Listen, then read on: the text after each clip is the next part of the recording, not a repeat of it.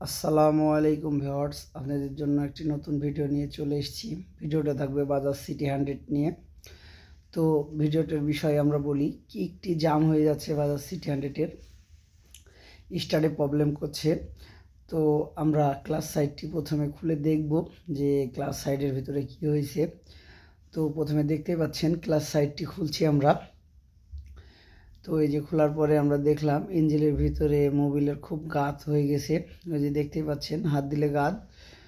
তো প্রথমে আমরা এগুলা খুলে নেব, কলকি বাটিটির কভারটি খুলবো আগে, স্ক্রুগুলো খুলে নেব ভালো স্টার দিয়ে। মূলত খোলার মধ্যে আমাদের,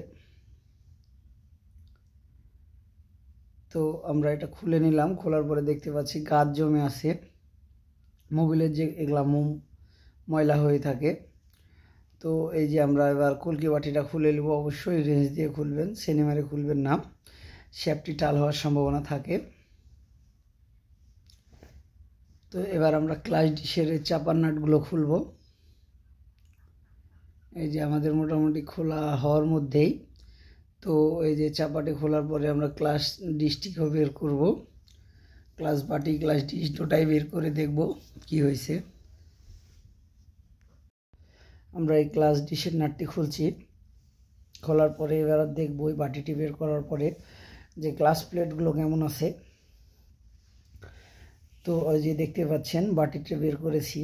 তো এই যে ক্লাচ বাটিটি ভালো আছে, ক্লাচ প্লেট নষ্ট হয়ে গেছে, ক্লাচ প্লেট জ্বলে গেছে দেখছি।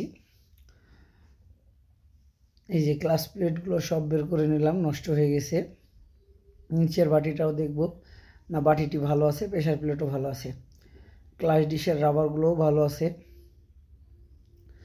তো কিক শ্যাপের ওই পিনিয়মটি আমরা অবশ্যই দেখে নেব যে স্লিপ করলে কিক শ্যাপের অপর সাইডে আমরা পিনিয়মে ওয়াশার দিয়ে দেবো একটা।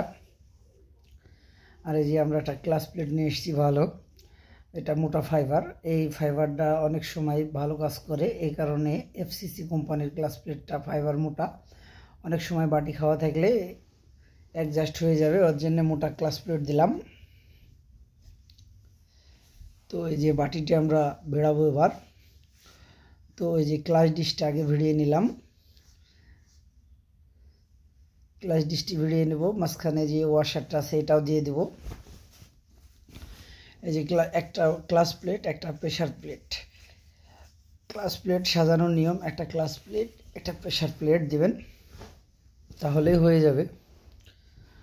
তো এখানে লক আছে, লকটা ভুল করা যাবে না অবশ্যই, না হলে ক্লাস হবে না।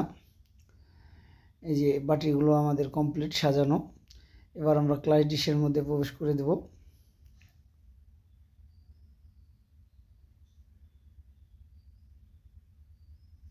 যে আমরা নাটটিও ভালো করে টাইট করে দেব, অবশ্যই রেঞ্চের দ্বারাই টাইট করবেন, সেনি মারবেন না। স্প্রিংগুলো এবার সাজিয়ে দেব, স্প্রিংগুলো সোজা করে লাগাবেন, না হলে বাটির চাপাটি ভেঙে যাওয়ার সম্ভাবনা থাকে। এই যে আমরা এবার চাপার নাটটি লাগাবো।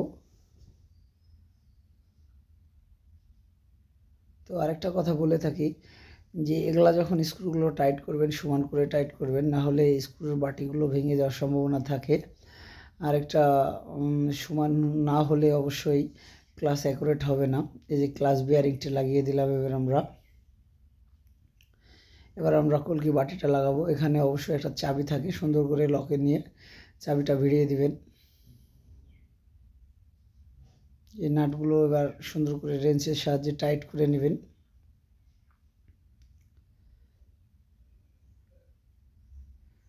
তো এই যে রেঞ্চের দ্বারাই আমরা নাটগুলো টাইট করে নিচ্ছি অবশ্যই। তো এই যে বাটিটি এবার বাটিটি কলকি বাটির চাপাটা লাগিয়ে দেব। যেহেতু এটা নাল লাগাতে ভুলে গেলেও গাড়ি চলবে, কিন্তু মোবিল পাবে না, হেডে কানেক্টিং রোডেও মোবিল পাবে না, অবশ্যই মনে করে এটা লাগিয়ে দিবেন।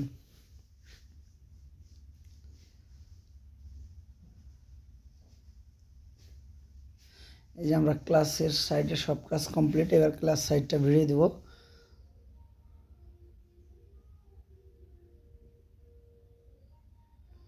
এই যে ক্লাস সাইডটি ভিড়ে গেছে, ক্লাসও হচ্ছে। এবার স্ক্রুগুলো আমরা সেন্টার করে দেব।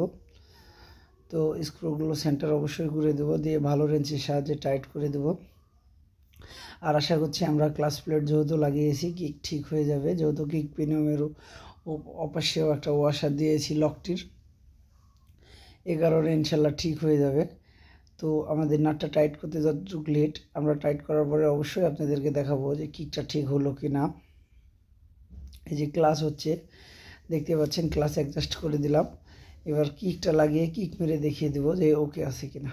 এই যে ভাই দেখতে পাচ্ছেন ঠিক হয়ে গেছে, কমপ্লিট এটা।